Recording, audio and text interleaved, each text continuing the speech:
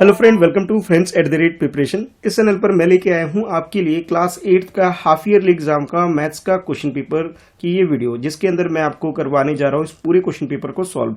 इससे पहले मैंने आपको इस क्वेश्चन पेपर का फर्स्ट पार्ट और इसका सेकंड पार्ट कंप्लीट करवाया था। उम्मीद है आपने ये दोनों वीडियो जरूर देखा होगा, जिसका लिंक मैंने नीचे डिस्क्रिप्शन में भी दे रखा है। फर्स्ट पार्ट के अंदर मैंने आपको ये 5 सेक्शन एक्सप्लेन किया था कि किस टाइप का ये क्वेश्चन पेपर आपका आने वाला है, और साथ के साथ मैंने आपको सेक्शन ए भी सॉल्व करके दिखाया था। यानी कि क्वेश्चन नंबर 1 से लेके 14 तक मैंने आपको फर्स्ट पार्ट में कंप्लीट कराया था, और उसके बाद नेक्स्ट क्वेश्चन यानी कि सेक्शन बी और सी जो है इसे मैंने आपको सेकंड पार्ट में सॉल्व करवाया था। ठीक है, अगर आपने ये वीडियो मिस कर दी है तो ये वीडियो आप देख सकते हैं, नीचे डिस्क्रिप्शन में आपको इसका लिंक भी मिल जाएगा। अभी हम लोग करने जा रहे हैं सेक्शन डी और सेक्शन ई, ठीक है, जिसमें लॉन्ग आंसर टाइप क्वेश्चंस करेंगे और साथ के साथ source based, case study based, passage based जो क्वेश्चंस होंगे, ठीक है, इसे भी हम करेंगे अभी साथ के साथ सॉल्व। चलिए स्टार्ट कर लेते हैं। तो सबसे पहले मैं करवाने जा रहा हूं आपको इसका जो डी पार्ट है, इसे सॉल्व करेंगे हम। तो डी पार्ट में आपके लिए ये है क्वेश्चन नंबर 24, और ये जो सेक्शन है इसके अंदर आपके लिए 3 क्वेश्चंस हैं, और तीनों क्वेश्चन जो है आपको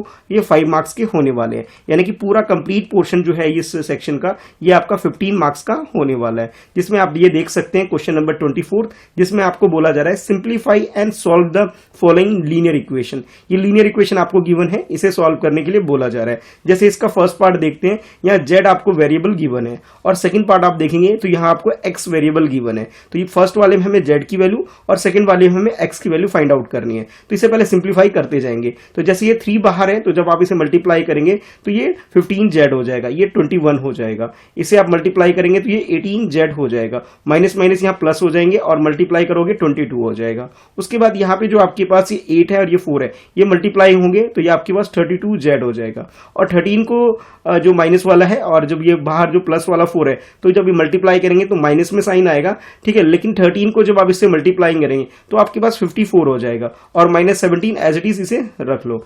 अब देखो, जो जेड वाले टर्म है इसको हम लोग एक तरफ कर लेंगे, और जो नंबर है उसे एक तरफ कर लेंगे। यानी कुछ इस तरह से हम इसे लिख सकते हैं कि जैसे जेड है ये 15 जेड, और ये जो आपके पास माइनस 18 जेड, अगर मैं इन दोनों को सिंप्लीफाई करूं तो ये यानी कि इनको माइनस करूंगा तो मेरे पास जो रिजल्ट है वो माइनस में 3 जेड आ जाएगा, ठीक है, इस दोनों को सॉल्व करने के बाद। और ये जो प्लस 22 है और माइनस 21 है, इसे जब हम सॉल्व करेंगे तो हमारे पास प्लस 1 आ जाएगा, ठीक है। और उसके बाद ये जो आपके पास 32 जेड है, ठीक है, इसे अभी थोड़ी देर के लिए ऐसे लिख लेते हैं, माइनस 54 है और माइनस 17 है, तो दोनों माइनस के ही हैं, तो यहाँ पे ये दोनों प्लस हो जाएंगे। तो पहले साइन तो आप माइनस का लगा लोगे, जब इसे प्लस करोगे यानी 54 को और 17 को, तो आपके पास ये 4 और 7 प्लस करोगे 1 आ जाएगा, 5 प्लस 1 करोगे 6 और प्लस 1 7, यानी कि 71 आपके पास ये आ जाएगा माइनस में।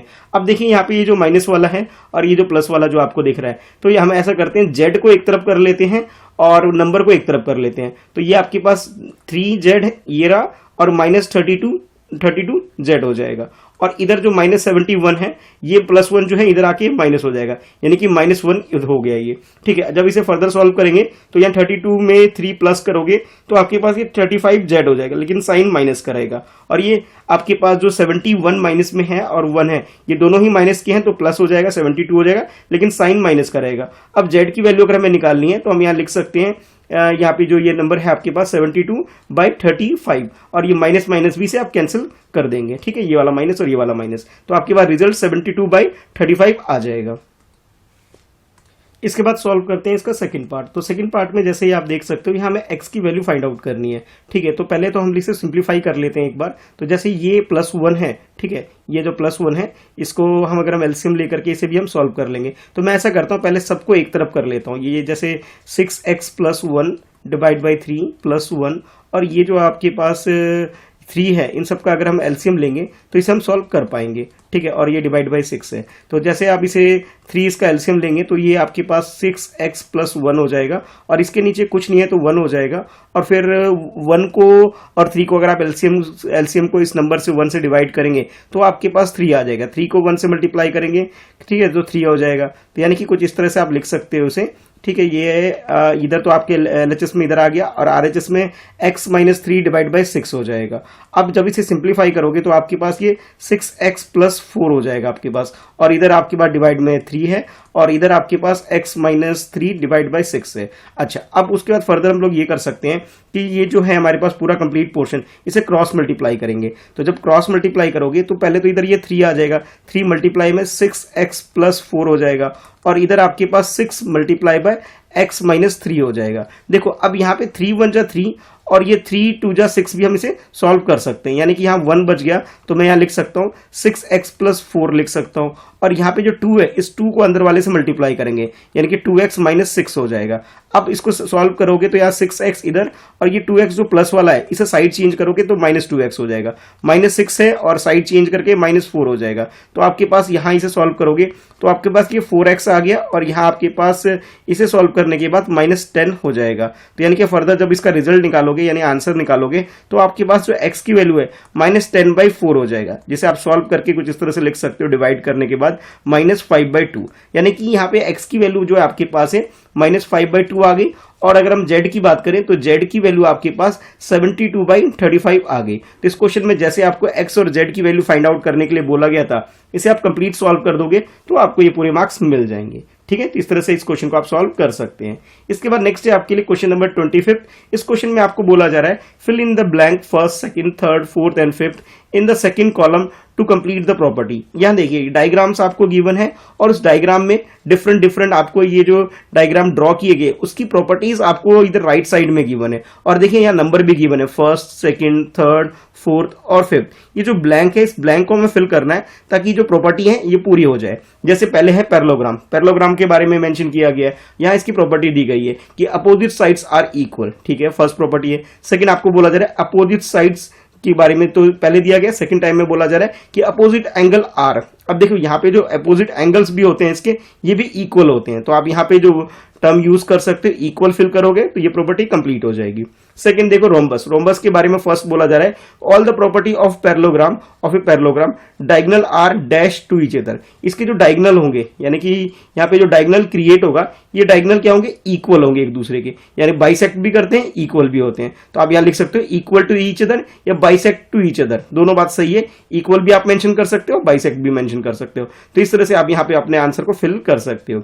अब देखो नेक्स्ट है रेक्टेंगल। रेक्टेंगल के बारे में यहाँ प्रॉपर्टी गिवन है कि all the properties of a parallelogram, parallelogram की सारी प्रॉपर्टीज के अंदर होती है, साथ के साथ बोला जा रहा है each of the angle is dash. अब इसके जितने भी एंगल होते हैं, जैसे ये एंगल ये वाला और ये वाला, ये चारों के चारों जो एंगल होते हैं वो 90 डिग्री के होते हैं। तो इसे आप यहाँ फिल कर सकते हो कि ये सब के सब जो एंगल होते हैं वो 90 डिग्री के हो जाते हैं। इसके बाद नेक्स्ट आपको स्क्वायर गिवन है और इसके बारे में प्रॉपर्टी गिवन है कि all the property of a parallelogram rhombus and a dash. अब डैश की जगह क्या लिख सकते हो, स्क्वायर। ठीक है, इन सब की प्रॉपर्टी अगर हम बात करें, all the property of parallelogram rhombus and a square have 4 side. ठीक है, have square have up 4 sides. ठीक है, इन सब के अंदर क्या होता है, 4 साइड्स होते हैं। ठीक है, तो इन सब के बारे में आप यहां मेंशन कर सकते हो। उसके बाद नेक्स्ट काइट के बारे में बोला जा रहा है जो कि एक क्वाड्रिलेटरल है। इसके बारे में फर्स्ट प्रॉपर्टी आपको गिवन है the diagonals are perpendicular to one another. ठीक है, इसके जो डायगोनल होंगे वो दोनों के वो सब क्या होंगे, एक दूसरे के ऊपर परपेंडिकुलर होते हैं, कुछ इस टाइप से। फर्दर सेकंड प्रॉपर्टी आपको बोली जा रही है one of the diagonal dash other, जो जिसके जो डायगोनल होते हैं वो सब क्या करते हैं, एक दूसरे को बाइसेक्ट करते हैं। तो आप यहाँ लिख सकते हो बाइसेक्ट ईच अदर या बाइसेक्ट टू अदर। ये जो कोई भी एक डायगोनल, जैसे ये फर्स्ट डायगोनल है तो इस सेकंड डायगोनल को क्या कर रहा है, ये बाइसेक्ट कर रहा है। तो ये बात आप यहाँ पे मेंशन कर सकते हो। तो इस तरीके से इस क्वेश्चन में यानी क्वेश्चन नंबर 25 में ये जो ब्लैंक फिल करना था आपको, इस तरह से आप पूरा कंप्लीट क्वेश्चन लिखेंगे और लिखने के बाद ये ब्लैंक फिल कर लेंगे तो आपको यहाँ पे 5 मार्क्स मिल जाएगा। प्रॉपर्टी अगर आपको अच्छे से आती होगी तो इस क्वेश्चन को बहुत इजीली आप इसे सॉल्व कर सकते हैं।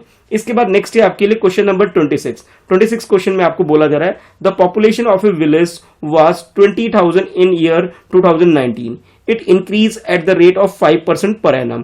Find the population at the end of the year 2022. देखो 19 का आपको यहाँ 19 का आपको ना पॉपुलेशन गिवन है, 2019 का आपको पॉपुलेशन गिवन है और वो कितना है 2000 है। ठीक है, अब यहाँ पे आपको बोला जा रहा है कि हर एक साल, पर एनम का मतलब होता है पर ईयर, आप बोल सकते हो कि हर साल क्या होता है 5% जो पॉपुलेशन है वो इंक्रीज होती है। ठीक है, तो अब आपको बताना है कि भाई ये जो at the end of the 2022 इसकी पॉपुलेशन क्या रहेगी, ये आपको बताना है। तो जैसे आप यहाँ देख सकते हैं 2019 है, तो 19 के बाद नेक्स्ट क्या होगा, 2020 आ जाएगा, फिर उसके बाद 2021 आ जाएगा, और उसके बाद नेक्स्ट क्या होगा, 2023 आ जाएगा। यानी कि आफ्टर 3 ईयर के बाद आपसे पूछा जा रहा है कि इसकी पॉपुलेशन क्या होगी, ये आपको कैलकुलेट कर लेना है। ठीक है, तो इसे आप बहुत आसानी से कर सकते हो। ठीक है, यहाँ पे जो आपके पास जो एक तरह से जैसे आप प्रिंसिपल अमाउंट और रेट वाला जो फार्मूले को यूज करके जो फार्मूला यूज करते हैं उसे यूज करके भी आप यहाँ पे इसका पॉपुलेशन कैलकुलेट कर सकते हो। तो जैसे यहाँ पे अगर हमें पॉपुलेशन निकालना है तो हम यहाँ लिख देंगे पॉपुलेशन,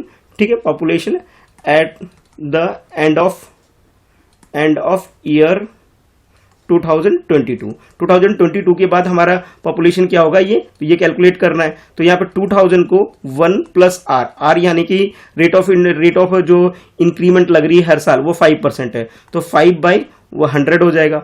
और यहाँ पे जो ईयर कितना आ रहा है, 3 ईयर आ रहा है, तो इसकी पावर 3 करोगे, इसे आप सॉल्व करोगे, आपके पास आंसर आ जाएगा। तो जब इसे सॉल्व करोगे तो ये 20,000 तो एज इट इज ये जैसे है वैसे रहने दो, अंदर सॉल्व करोगे तो 5 1 जब 5 और 5 की टेबल से 20, यानी कि इसे फर्दर सॉल्व करोगे 1/1 प्लस 1/20 और इसकी होल पावर 3 है। तो जब ये इस पूरे कंप्लीट पोर्शन को आप एलसीएम वगैरह लेके प्रॉपर सॉल्व करोगे तो आपके पास ये 20,000 जो है इसके साथ आप लिख सकते हो 21 डिवाइड बाय 20 हो जाएगा, और 3 टाइम्स है तो इसे 3 टाइम्स आप सॉल्व करोगे तो आपके पास ये रिजल्ट आ जाएगा, यानी 21 ऊपर आ जाएगा और आपके पास 20 नीचे आ जाएगा। तो जैसे ये 0 0 है, इन तीनों 0 को मैं सॉल्व कर देता हूं, इस तरह से इसे कट कर देते हैं।